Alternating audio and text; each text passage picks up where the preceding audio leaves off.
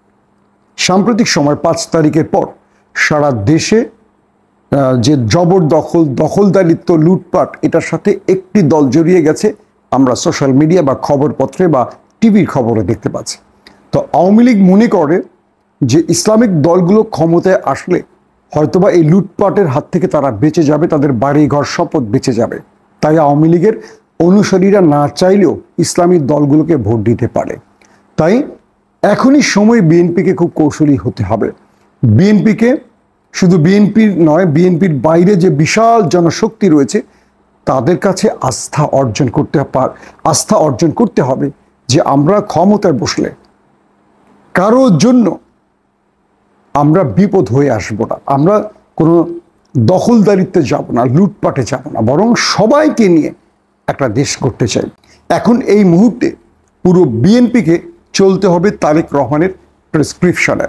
তিনি যেভাবে বক্তব্য রাখছেন, দলকে নির্দেশনা দিচ্ছেন, এটি যদি বিএনপি ফলো করতে পারে তবে বিএনপিকে আগামীতে ক্ষমতায় আসতে কেউ বাধা সৃষ্টি করতে পারবে না। কিন্তু আমরা দেখছি তারেক রহমান লন্ডন থেকে যে বক্তব্যগুলো রাখছেন এগুলো তার দলের নেতাকর্মীদের মধ্যে কোনো প্রভাব ফেলছে না। দলের নেতাকর্মীরা তাদের নিজেদের মিশনে, তারা নিজেদের ক্ষুধা মেটাতে ব্যস্ত রয়েছে। এটা বিএনপির জন্য সবচেয়ে আতঙ্কের। আর অন্যদিকে বিএনপি পচে যাওয়া মানে জামাত ইসলামের জন্য সুখের খবর। আমরা দেখতে চাই আগামীতে বাংলাদেশের রাজনীতিতে কারা ক্ষমতায় বসে। প্রত্যেকে ভালো থাকবেন। আল্লাহ হাফেজ।